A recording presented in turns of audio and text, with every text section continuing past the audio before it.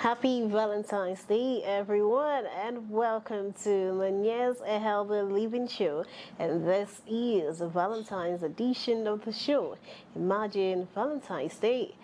We are doing a program. It's particularly important because a lot of people are going to go and eat, flex, saying that it's Valentine. But remember, you are what you eat. So as you're eating, you should pay attention to the things you eat.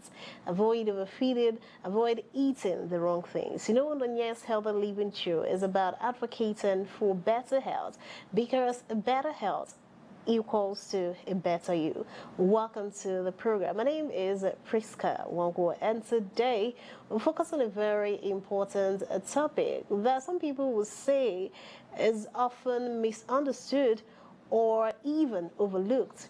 You know, people pay attention to their physical health. Somebody has a headache, you go to the pharmacy to get drugs. Your belly is worrying you, you get to the hospital and all that. But what about your mind? When something is affecting your psyche, how do you handle it? Do you ignore? Do you live through it? Do you also pay the same attention that you give your physical health to your mental health? Well, we gotta find out why it's important that we pay equal attention to our mental health as well as our physical health. The focal point of today's discussion is going to be focused on mental health, breaking the stigma associated with mental illnesses. Are there stigmas? Are there discrimination that exists when people are diagnosed with a particular mental health challenge? How do you handle mental health issues? All this and more we get to talk about today on the Valentine's edition of Nonye's Healthy Living Show. And of course, joining the conversation today on the program, it's my privilege to welcome to the studio Dr. Chinwe Onyemechi, Acting Head, Department of Psychology, Chukwemeka Odumegwu University, Mariam Campus, and also the General Secretary, Nigerian Association of Clinical Psychologists. Dr. Chinwe, welcome to the Yes of the Living Show. Thank you. And of course, Dr. Chinwe is not alone with me in the studio. It's also my singular privilege to welcome Reverend Father Godwin Okoye, member, Nigerian Association of Clinical Psychologists. Father Godwin, welcome to Nanyes of the Living Show. Thank you. Okay, it's a pleasure to have you here. All right, just like I said earlier, we're going to be discussing mental health, especially how we can break some of the stigma and discrimination people usually attach to mental illness.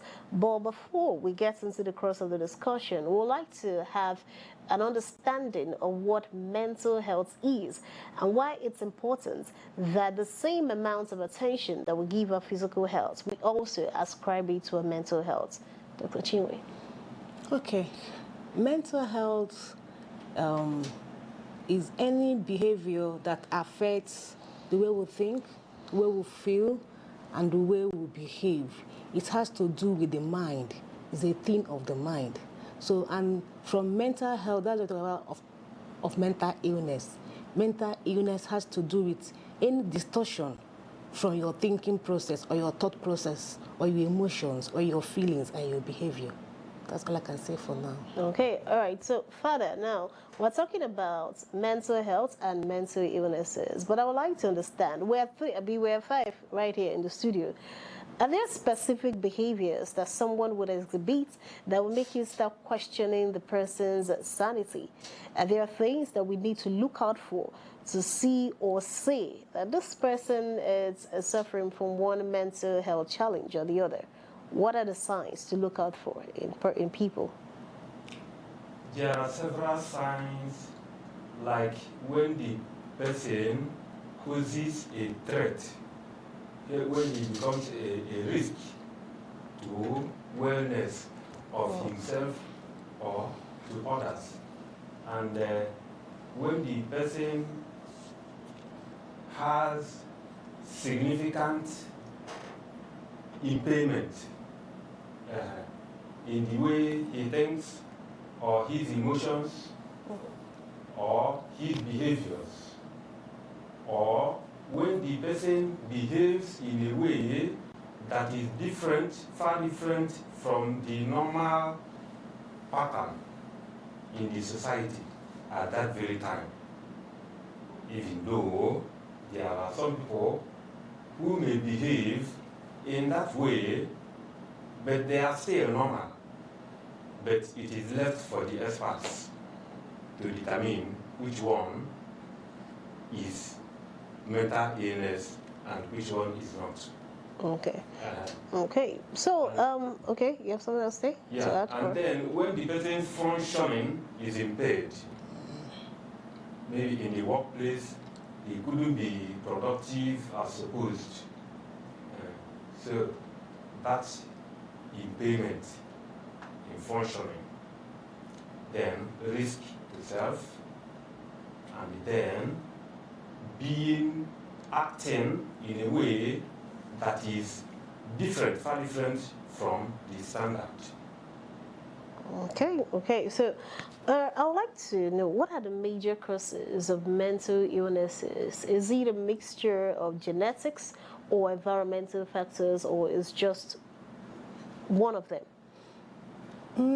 Mental illness have so many causes. They have biological or genetic factors in the sense that it can be inherited from one parent to another, is in the gene, and also there are some distortions in neurotransmitters like depression. When your dopamine and serotonin are not balanced, you have depression. Then for some pregnant women or for other individuals, when your hormones are not stabilized, you also have some part of mental illness. Then we have economic factors and we have psychological factors. Let's come to economic factor because we are in Nigeria. We talk about unemployment. We talk about stress. Unemployment is a major form of mental illness in Nigeria. So many youths are graduates with their MSc, PhD, yet no work. They roam about the streets, and before you know it, they will start to abuse drugs. Substance abuse disorder is also a form of mental illness. Most of our youth are now involved in Mkpuru Mmiri, and that is what made them to get involved in internet jazz and whatever. And when they tell you it's for them to be awake, before you know it, they will start to suffer from insomnia, that's sleeplessness, which is a form of mental illness. Just like Father talked about, we have the 5Ds: deviance from accepted norms, dysfunction, duration, that's the timing, then distress and danger, you know. So the factors in Nigeria, like in work stress, family stress, the stress is high. We'll still retain our normal salary, but things are expensive in the market. Things have changed. For example, I bought yam yesterday, 100 pieces, very small, at 150,000. What I know as of last year, 2 years ago, I bought 50,000. So if I should start to compare my work-related stress in the office, stress in home, stress in the environment, I can be depressed. I had a story in the office today that a man, I think in this Udoka estate, has to cut off the hand of a child because the child was demanding for daddy, or a biscuit and milk, which is not normal. Something triggered it. There must be a stress somewhere that triggered it. Maybe his pulse is now dry. The economy is hammering on him. We have your money in the bank, but you can't collect your money. You go to POS, they charge you. MTN, their tariff is high. The NEPA tariff, everything is high, and your salary is still the same. Economic stress in Nigeria is hammering on every human being in Nigeria. And if we are to do proper assessment, I bet you the one or two persons, about 25 to 30% from research in Nigeria are suffering from mental illness. Interesting. Okay, so in this part of the world, it would seem that we don't usually pay attention to mental health. And sometimes you find out that when people eventually complain that are battling one mental health challenge or the other, you see people dismissing it. And most people end up attributing it to juju or jazz or something, people don't actually take them serious. Some people will even go further as saying it's your village people. Yeah. So, Father, why do you think we do this? Why do you think that here in this part of the world, mental health issues are not something that people pay attention to, and people are quick to dismiss it when people complain? Why do we do that? Okay. Ignorance is part of the reason. Right now, in this part of the world, a lot of people are ignorant of what mental health is and what mental illness is. Some people will say it is possession, or they say it is attack, or they say it is their enemy doing this. Many don't know that it is a psychological problem, because many of those things are psychological problems. And a part of the reason is the background in which you are emerging. Africans, they believe in spirit so much. So they attribute a lot of things to spirit. Even things that are psychological problems, they say it is spiritual problem. That some may tell you that you need to, that deliverance needs to be done on the person, instead of referring the person to the psychologist. So ignorance is part of the reason. Okay, you're saying people don't know any better. Not that they're doing it to be malicious. Yeah, ignorance. Another reason is that a lot of people don't want to accept the problem. They want to cover it with one thing or another. Defensiveness. That's part of the problem. Oh, okay. They don't want to, if they are seen going to the psychologist, they may feel that people will tell me that they have a psychological problem, and they want to cover up. It's part of the reason, I think, people do like that. Okay, right. Now, you know what, here you mentioned something about some of the reasons why people's mental health might be affected. It says something about looking at the current situation of things in the country, how the economy and a whole lot is, that it has a way of, messing with someone's head. Now, I want to talk about stress. Seeing the way this economy you're talking about, people are hustling. Every day people are working hard, struggling to make ends meet. I see some people, they don't even make out time for themselves. All they are concerned about is their daily bread, getting whatever they will eat, whatever they will use to feed their family and all that. So what I want to understand is, what is the correlation between stress and mental health, and how can we manage it? Okay. Stress and work and mental illness. For example, if you're a bank manager, a banker, and they're giving you this target of, I don't know how they give, maybe outrageous targets, and you don't want to lose your job. Most times, from what I've heard about the female marketers, the big men out there will ask them to come and sleep with them, and you're a married woman or a single woman, you don't want to go and sleep with them like they used to demand, most of them used to demand, and you still want to maintain your job. You may decide, okay, let me just do it and just to make money or get promoted. You may do it and get home, you start feeling guilt. What is depression? Signs of depression: guilt feeling, crying spells, isolation, losing interest in what used to make you interest, being unfriendly, being sad.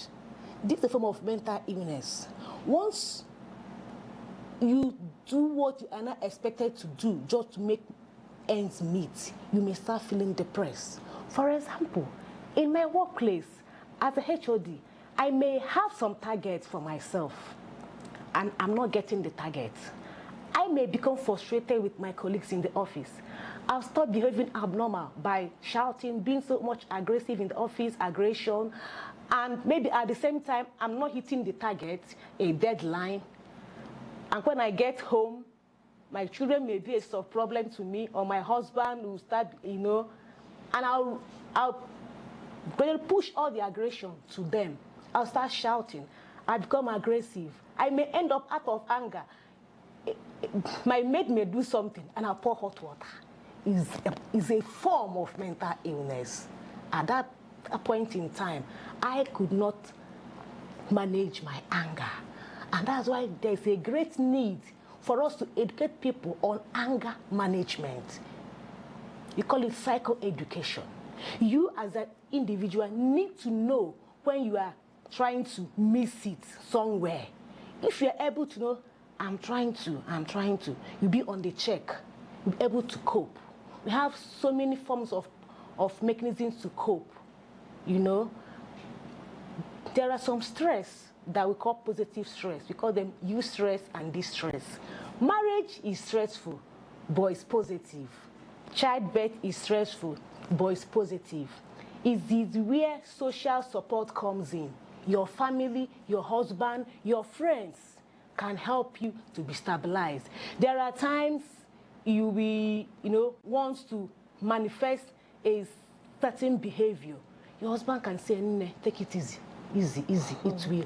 And if two of you are in good relationship, that easy, take it easy, that support is there. He is there to cushion the effects of the stress from work, from family. But where the husband is also a point of stress or a stressor, and your workplace, your colleagues are, or your maybe the head there is a form of stress, so you cannot cope. So social support, I think, is a major key in managing stress. And then resting. You need to rest, do exercise, and consult psychologists, clinical. If it's above what you can manage, you now go for proper clinical assessment and diagnosis. That's where psychotherapy now comes in. Okay, one of the core values of the Healthy Living with Nonye Soludo initiative is mental health. Okay. One of the core values, the things that the Healthy Living with Nonye Soludo initiative pays attention to is mental health. And you said something about exercising. Every Saturday at the stadium, the Healthy Living team always exercises. And she has managed to also, replicate this exercising routine in different local governments area here in the state. So people should understand that when you rest well, your brain, your mind, everything is at peace. And sometimes all it requires is just sleep or rest. If you're worried about something, you might just sleep when you wake up, you forget your worry. Or go see a movie, you forget what you're feeling. Okay, we are still talking about mental health, but with a particular focus on breaking the stigmas associated with mental illnesses. So we'd like to dive into this stigma aspect. I'd like to ask you, Father, why do you think there is so much stigma associated with people battling mental health challenges in the country? Okay. Well, it is common to stigmatize those with negative things. Mental illness is negative. So, people normally label, stigmatize such people. So, it is common. But to reduce it, people need to be enlightened. Okay, the question is, why is there so much stigma? Is the why because it's negative? Is that it? Negative. So that's why people are just, It is illness. Okay, so people stigmatize every form of illness, is that it? It is almost normal for people to do that. Yeah, people are doing it. Yes. But why do they do that? Is it that they don't know any better, or just because the person is having mental health issue and you feel it's okay to... It is not only mental problems that people stigmatize people about, even physical illness. Like those suffering from HIV, they are stigmatized. Those suffering from one form of a physical deformity or the other, they are stigmatized. So people normally do that. Yeah. So to reduce it, people have to be enlightened. Okay. But before we're talking reduction, you know, they say there is a reason behind every action. So it is the reason I'm interested in. The why. The why I say they feel is those behavior that is not acceptable. Like I said, is a deviation from normal norms. It's a deviation from an accepted way of life in a given society, in a given period of time. For example, in Nigeria here, lesbianism and homosexuality are abnormal forms of behavior in Nigeria. But outside the country is accepted.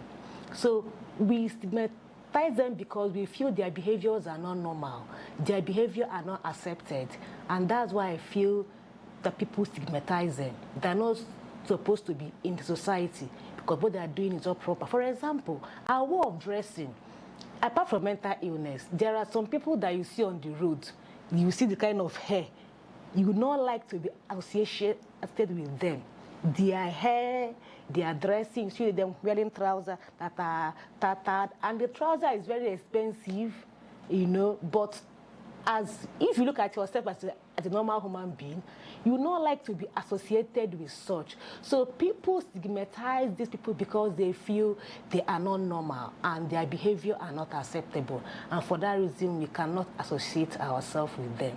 That's one thing I think are the basic reasons. And maybe they're afraid of danger. Like I said, for a mental illness to be termed a mental illness or abnormal behavior, there must be a threat to self or to others, to significant others. So if you feel that this man, if I go there, he will slap me, he will beat me, they will bite me, they will tell you, I don't want. But that idea of biting, I'm curious about that. That is their beliefs. And the only way I will break that belief is by educating them. Every mad person does not bite. They do not even bite. You know, it's a good thing that you both are psychologists and you were here because you mentioned the biting part. In as much as I wasn't gonna say that, but you took the words out of my mouth and eventually you said it. So I'm curious, and I'm sure anybody that is currently watching right now will be curious as well. This idea of saying a mad person will bite you, and they're implying, by implication, saying that if they bite you, there is a transference. Transference of the the madness now. That's the essence of the bite. Is that a myth or is that based on facts? It's a misconception. Father. The transference of the madness Can From you be bites. transferred? from bites. bite. Yes, now because that is always the idea behind don't go near her if she bites you. That's it. Somebody that is having a mental health challenge. People are saying, if she bites you, do you want to bite me? Don't go near her if she bites you. Eh? So the implication in the bites is that when the person bites you, there is a transference of the mental illness from the person. In other words, they're trying to say that mental illness is contagious. So that is what I'm asking. That's this bite, because people say it all the time. Is there any truth? Is this just myths? People just talking? Is there anything real about this bites and all this? First of all, biting is not palatable for any person to receive. That's one. Granted. Then, in terms of transferring madness by a mad person biting you, I don't know about that one. It's a misconception. You know, people can just believe whatever they like. You're the expert. That's what we're asking. Is it true? No? No, it's not true. Oh, yes. It has not been established. Perfect. Fair enough. Yeah. Okay, so there is nothing like that. So unless you're saying somebody will bite you or somebody having some kind of mental breakdown will bite you, I think you should pay attention. But what I want to know is, do you think religious and cultural beliefs are fueling some of these misconceptions people have about mental health challenges? Yes, our belief system affects the way we think and the way we behave. And what we believe comes from our culture. Okay. Yes, we believe in, for Igbos, chi, gods, ancestors. And some believe that mental illness is a distortion from the ancestral world. Maybe ifonye metere, you know, than that Obanje. They believe there are some issues you have with the water spirits. Especially that Arab Banji. Yes, you go and settle them. They believe it's not from the family, from the lineage. You know, they'll tell you, oh, family, a family in Kamba, like Osu, all these things. This is our belief. But most of these belief systems are not true. You know, they're not true, but it's there. And all we need to do is educate them that it's not from Chi, it's not Ifonye Metelo, it's not angry with being angry from the waters or from the land. Maybe they will now ask you to go and to appease the gods of the land, gods of the waters, do sacrifice and whatever. All these things are not real. There are no empirical evidence to back up their claims and beliefs. It's just there. We were born and we made those beliefs. Okay. All right, we're still on Monye's Healthy Living Show, and today in the program we are paying attention to mental health, breaking the stigma associated with mental illness here in the country. Now, the question is, this idea of stigma and discrimination, do you think it prevents people from seeking professional help when they're battling one mental health challenge or the other, Father? Yes. Stigmatization prevents a lot of people from seeking help when they are battling with psychological problems, when they are battling with mental illnesses. Because no person wants to be tagged a person suffering from mental illness. So people keep on running away from seeking help. Okay, so in other words, the discrimination actually causes it. Very much of it. Okay. Okay. All right, we're still moving on. Now, what we would like to understand is, in other climes, in other civilized country, people, they all actually pay attention to their mental health. And that is why you hear a lot of the diagnoses they make for people there. You see some people behaving in a certain type of way here, and they will tell you it's mood swings. They will tell you they were not in a good mood. Somebody does something this minute, the person comes back and does another thing, and the person doesn't know there is something to that. Now, what do you think we should do to start prioritizing mental health in the country? I think the government now has a big role to play. We'll talk about integrated health care. And the government will play a big role by making it possible for, in the offices, in the schools, before you are being recruited, you go and do clinical assessments or psychological assessments, and you have a case file, a file for yourself. Then if you want to get admission in schools, primary school, secondary schools, university, it would be also good to go and do psychological assessment and have also your file. Just like when you get admission, they go and test you for your physical health, your blood group, your HIV status. It's good for you to go for psychological assessments. I also have your file. It's only the Catholic Church, I think they are the only church that have accepted psychological assessment for their priests. If you want to be a priest, you must first of all go for psychological assessment, and for the Reverend Sisters as well. But I don't think the churches are doing it. But I think it's important for those that are going for marriage. It's not only for them to go and do marriage courses, they do HIV tests, blood group, and blood whatever. It's to be very good for them to inculcate psychological assessments for you to know the type of personality of your husband, and if two of you are compatible. You may see yourself today and you propose tomorrow and you are getting married. You don't have time for courtship. But from this psychological assessment, be able to do proper diagnosis. And when your husband or your spouse to be has been diagnosed with maybe anger issue or substance abuse or whatever that you don't know, you'll be able to go through psychotherapy, both of you, and you'll be able to know his weaknesses and his strengths. It's good for you to know. It's not just for you to be diagnosed as being mad. No. There are forms of mental illnesses and there are personality disorders. You need to know where you fall in. Are you a type A? Are you a type B? Are you a type C? Are you a paranoid patient that you always suspect people? If I should be able to know my spouse and know what is his weaknesses, I'm able to adapt and cope. Well, whereby I don't know about my husband or my spouse to be, I may misbehave, he may misbehave, and I will react, and both of us will jam. And if both of us will have anger issues, it will be advised that it's either you know that we have anger issues and learn to manage ourselves, or please, babe, leave this guy. He needs a cool-headed human being. He needs a type B for type A. Type A may not be good for marriage. It all depends on them if they accept it. Then in school, if you know the type of personalities of your staff, you know where to post them. And if they behave somehow, there should be a psychological services center in every university, in every not just a counseling center, psychological services center, where you do proper psychological assessment and proper diagnosis.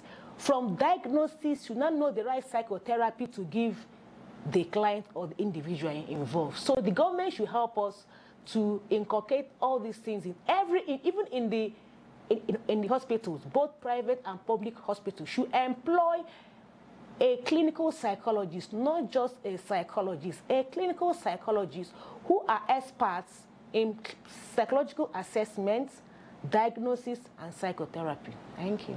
Okay, all right, let's look at mental health and the society. Let's look at how the families and the loved ones could actually support individuals battling with mental health challenges. How can they do that?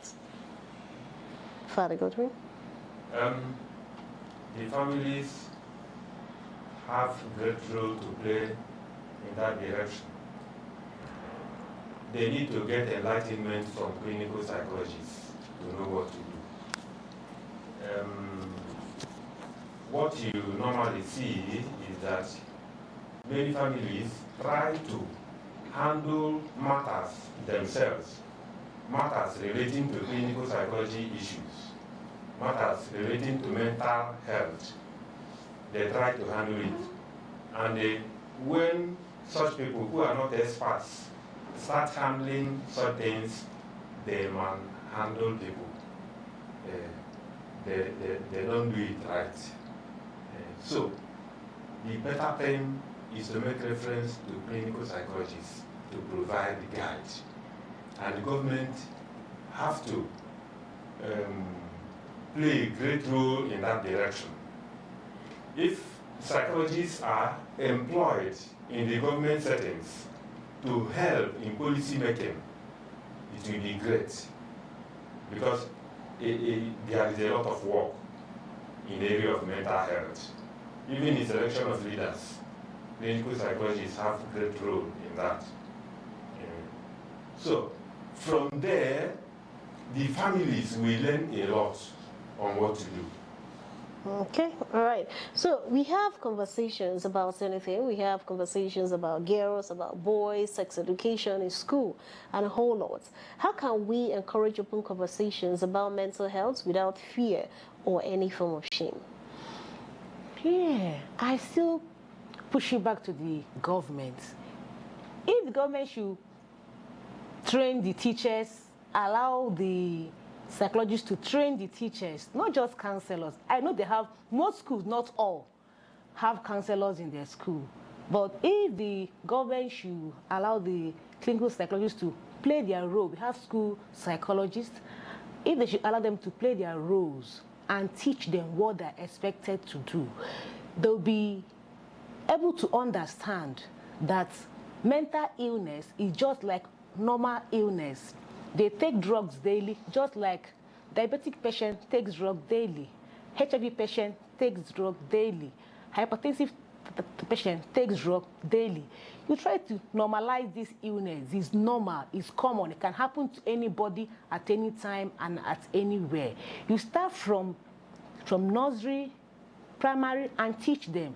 Once you see this and see that is a sign, tell your mom, tell your dad. I know it will become a normal thing to people. It's no longer he's mad, no. It will be normal, just like all other illnesses. Malaria is normalized. We can normalize mental illness if the government can help us, or through the, for example, our governor's wife is doing this program. She herself can come and do the advocate by herself. She can have a billboard and say, speak out, shout it out. Mental illness is real.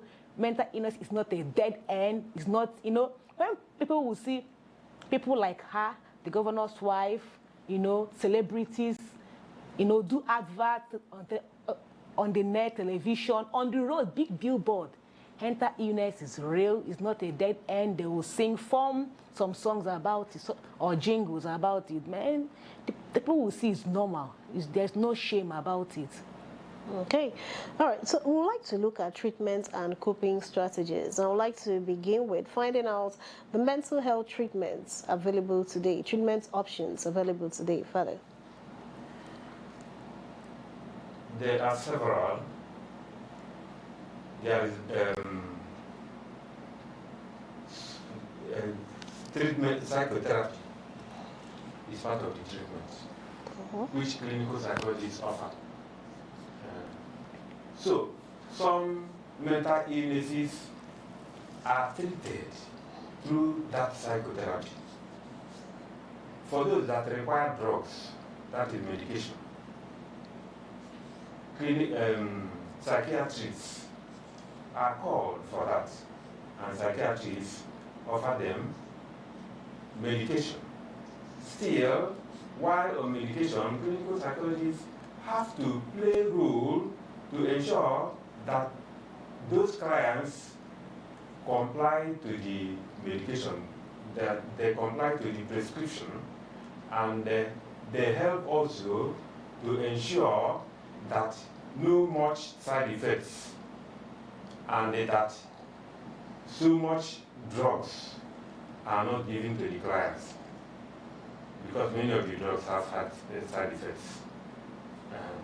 So clinical psychologists have to be involved seriously to reduce so much drugs.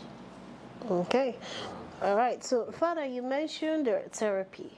And it was saying that therapy is often the one thing that a lot of people battling mental health issues always consider when they start manifesting symptoms. So I'd like to understand, how effective is therapy actually in managing some of these mental health challenges? Because I know that in abroad, a lot of people going through stuff, maybe you lose a spouse, you lose a child, you know, things are not working for you, lose your business, something, you start feeling depressed, they refer you to a therapist, and that is where they make a whole lot of money.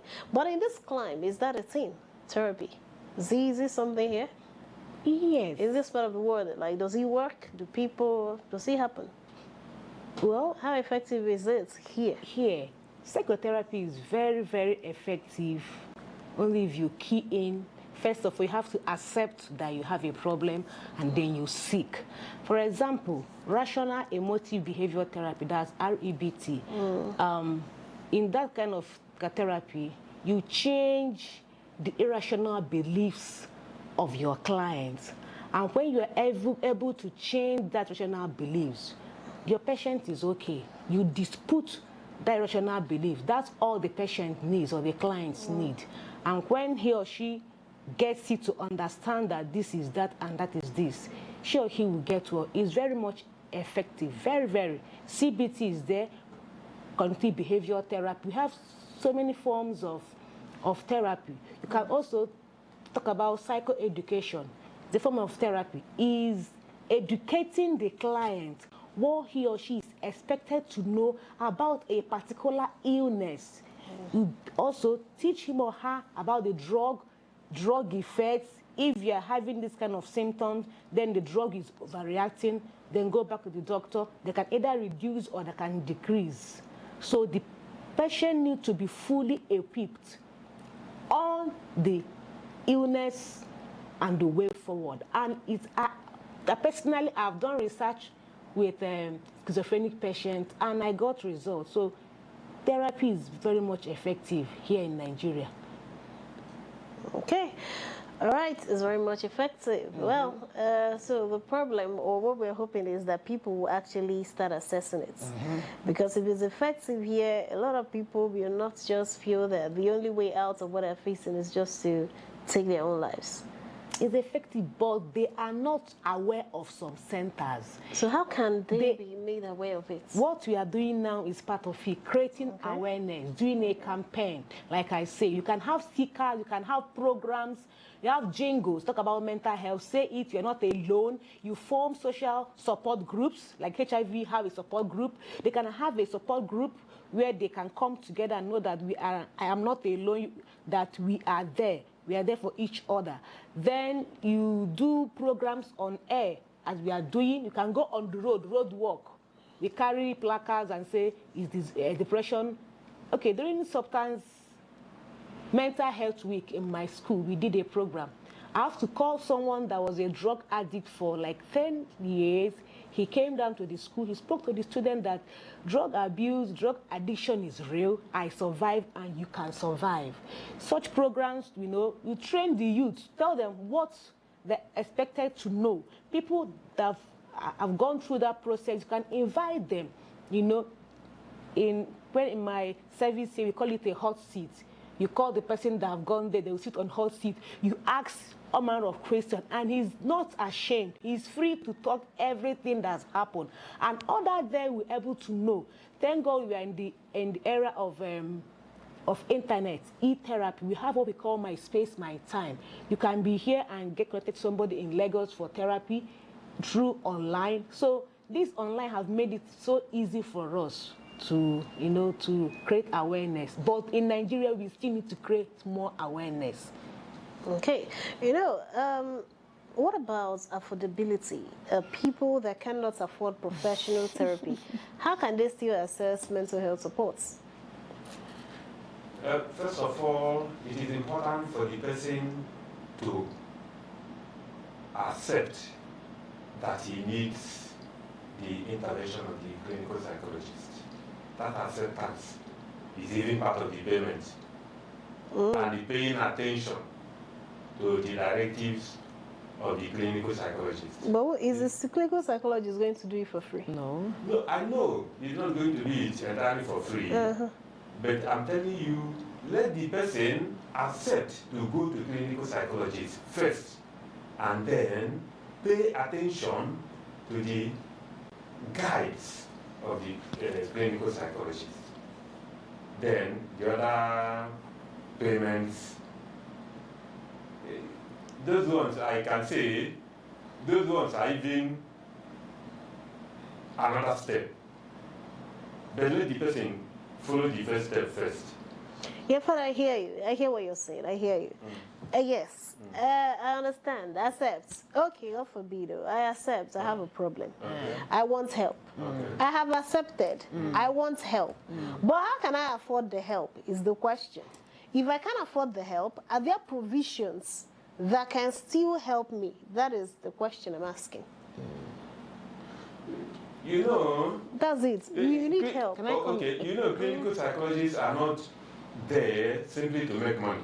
You know that? We don't know, but they will still collect money. I don't know, you guys, whether they are there or they are not there. I know. The cocoa is that they will still collect money. Yeah, I know they will still collect money anyway. So that's what we are saying. Because the reason I'm asking you this is, I have a friend in the UK. I have a friend in the UK, and when we were speaking, she told me that she's a mental health support worker. And I thought that was that. She now said people call her, she talks to people, people if you're going through anything, she speaks to you on the phone, counsels you, follows up with you, and they don't come to see her. All these things happen through the telephone. Yes. Is that kind of thing? And those people doing it, they don't pay a dime. The government takes care of all that.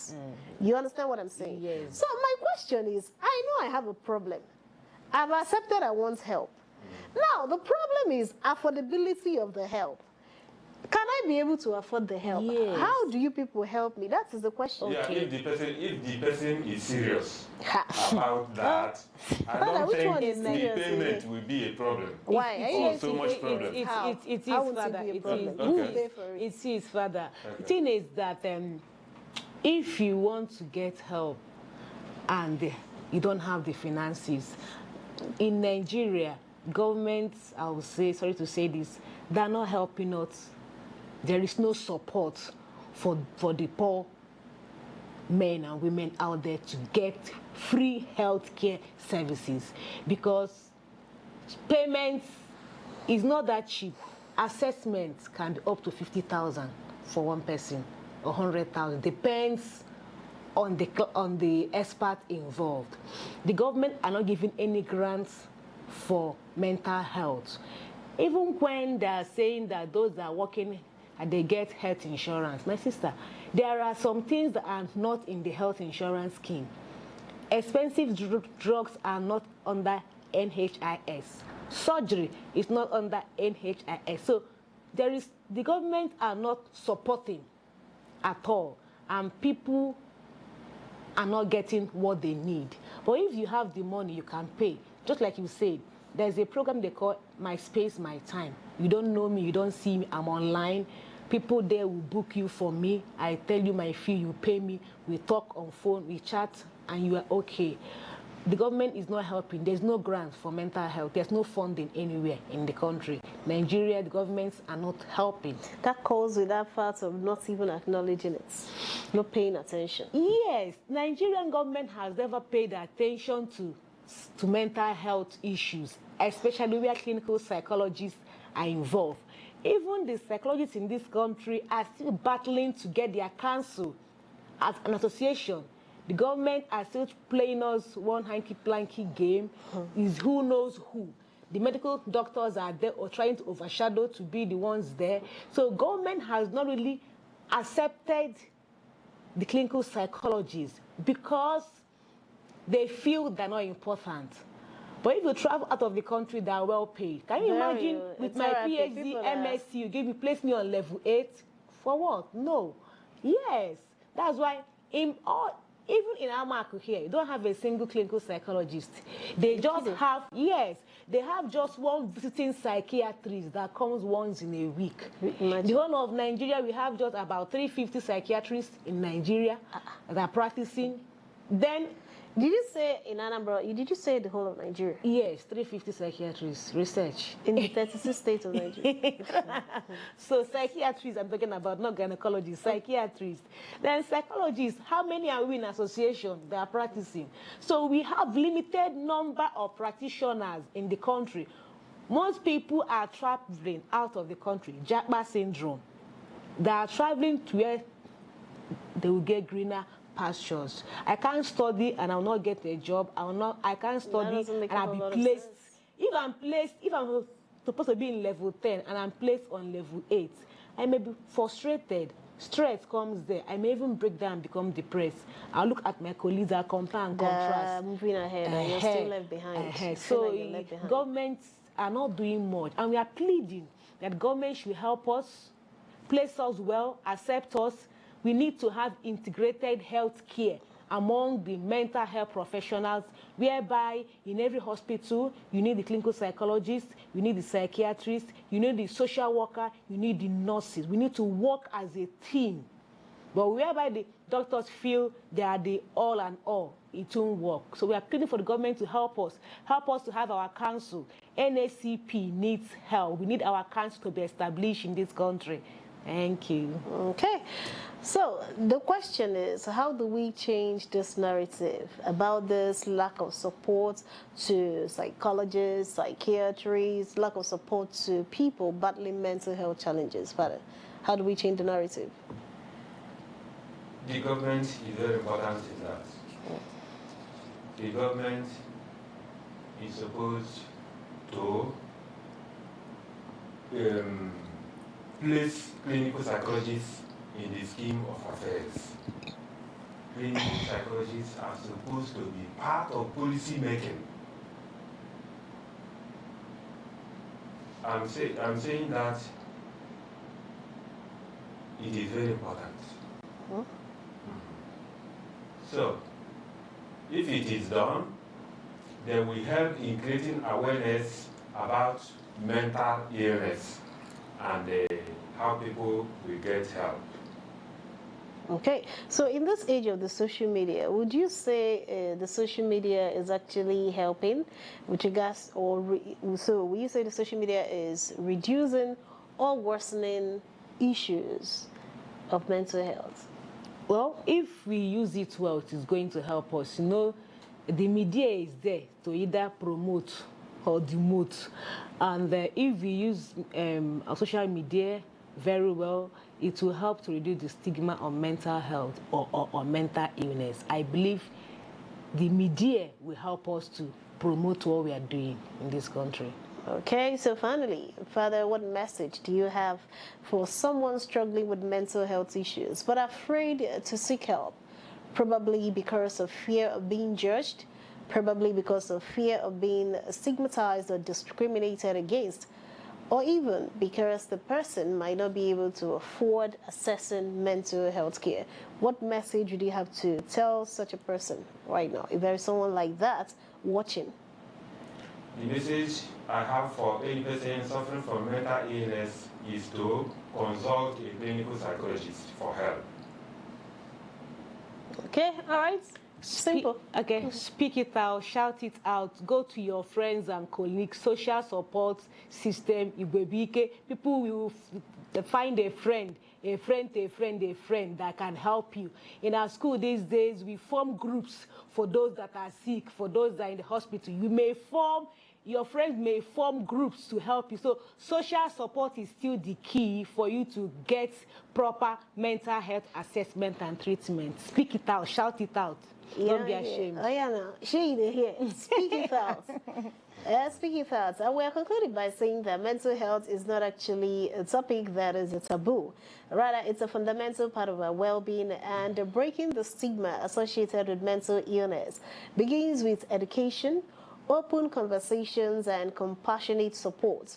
No one should suffer in silence or feel ashamed of seeking help. As a society, we must work together to create a more inclusive, understanding, and supportive environment where mental health is treated with the same urgency as physical health. Let us replace judgment with empathy, misinformation, and knowledge. And finally, let us replace fear with hope. Mental health is not something that you shouldn't talk about. It's something that you should actually talk about, because you never can tell who is listening and who is willing to offer a helping hand. We would like to thank our guests today in the studio. We'd like to thank Dr. Chinwe Onyemechi, the acting head of the department, psychology, Chukwemeka Odumegwu Juku University Ibariam campus, and also the General Secretary, Nigerian Association of Clinical Psychologists. Dr. Chinwe, thank you for coming on the Yes of the Living Show. Welcome, thank you. All right, we also want to thank our very own Reverend Father Godwin Okoye, member, Nigerian Association of Clinical Psychologists. Father Godwin, thank you for making our time to come on Yes of the Living Show. Thank you very much. All right, well, you've heard it. Mental health issues is not something you should hide from. And let us also stop the discrimination and the stigma that will pile on people, because sometimes this is actually what prevents them from speaking out. Remember, be your brother's keeper. Love thy neighbor as you love thyself. Isn't that the golden rule? It is. Isn't that what the Lord ordered us to observe? Well, let's begin today. This is Valentine's Day. So let us take a conscious decision today that we are celebrating love, to extend that same love to other people. Stop the discrimination. Well, Her Excellency will always say that a healthy man is a happy man.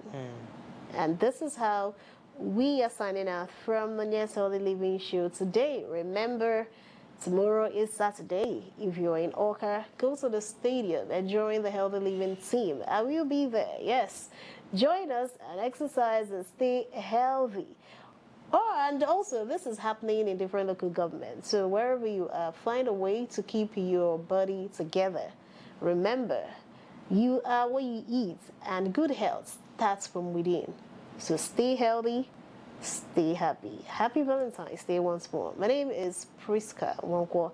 Next week Friday, we'll make a return on the program, Nanyes Healthy Living Show. Thank you to our guests once more. Thank you guys, and happy Valentine's Day to you both. Father is laughing. Maybe you know they do Valentine's.